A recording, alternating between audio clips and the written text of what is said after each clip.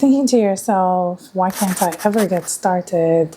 Something's wrong with me. There's a personality trait. I must be lazy, but you're not. Trust me.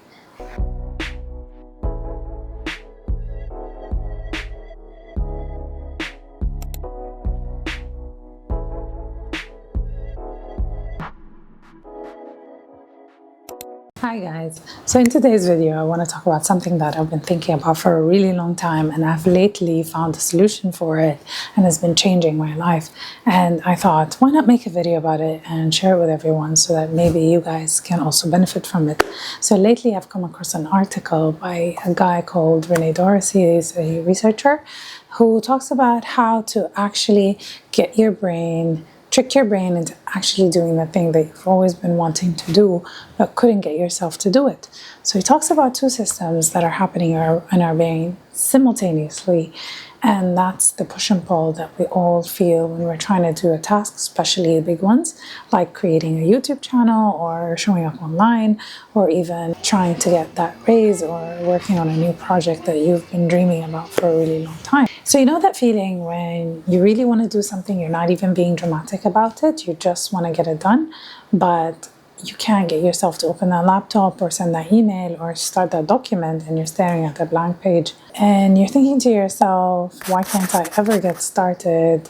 Something's wrong with me. There's a personality trait. I must be lazy, but you're not. Trust me. It's these two systems fighting each other, and once you learn how they work, you can actually rig that fight to your favor. I'm not going to be very sciencey about this, I promise. I'll be as quick as possible, but there's a part of your brain that gets the reward of finishing something, and that keeps you going forward, where another part of your brain looks at the same task, and thinks, nope, that's a threat, and that's what's pulling you back. That's exactly how you feel when you're excited about a project at 11 p.m., but you actually start dreading the task the next morning when you actually have to do it.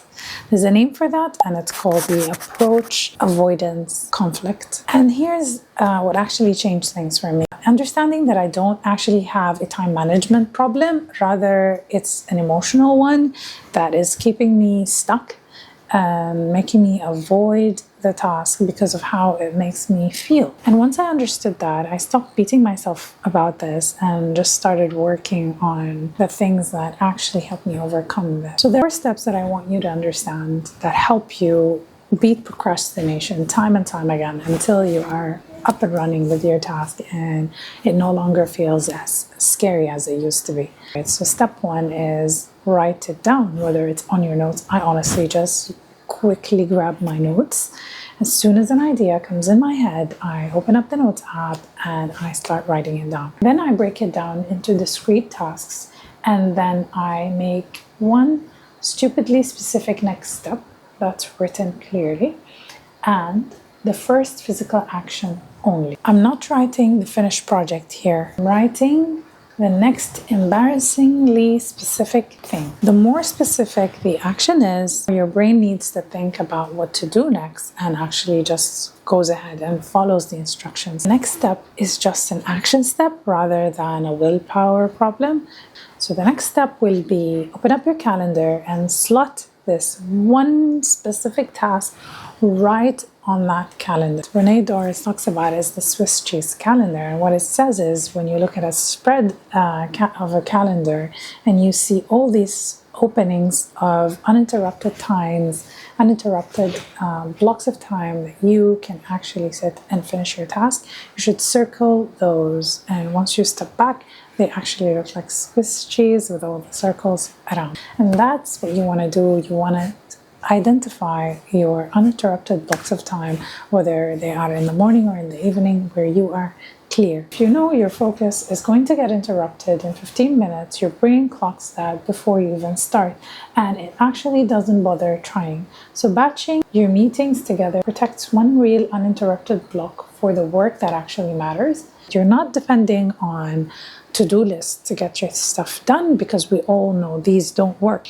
Once you have the tasks broken down into actionable steps, you're going to take these actionable steps and you're going to fill your time blocks with them. Now, what that actually does is that it creates a clear system for you. You have a whole map of very clear, very specific things that you go to at the beginning of each day and look at that very specific sentence, that very specific task that you need to do. Nothing more, nothing less. No fluff, no guessing. And please, you have to work with your own energy. Like if you are more active in the evening, then please time block for the evening. And if you're good for the morning, then time block for the morning. And don't follow trends. Don't follow all the advice that you find in the internet. Even my advice, go with what feels good for you and take what makes sense. And I always, when I watch these kind of videos, my kind of videos and other creators, I usually just take a note and try to understand what I want to grab from the creator, from that person, trying to teach me something. I grab what works for me and leave the rest. There's one last thing I need you to understand, and I don't see a lot of people talking about it when they give advice about procrastination or productivity, is that there's a difference between procrastination, which looks like I want to do it, I know I want to do the task, but I can't, versus should I even do this or no? And that's called second guessing yourself. And when you have a problem with second guessing your decisions, then you don't have a productivity problem. And it is not called procrastination, it's called ambivalence. And in my opinion, the only way to go about this is do your research and try it anyway. The way I've seen myself handle this, and I don't know if it's correct or not, but that's what felt right for me at the moment, is I go ahead and try it anyways and see how I feel after it, or after 3 or 4 trials, and if I like the results that I've reached. So if I'm second guessing something, but I still have time to do it and I can still try it out, I do give it a shot.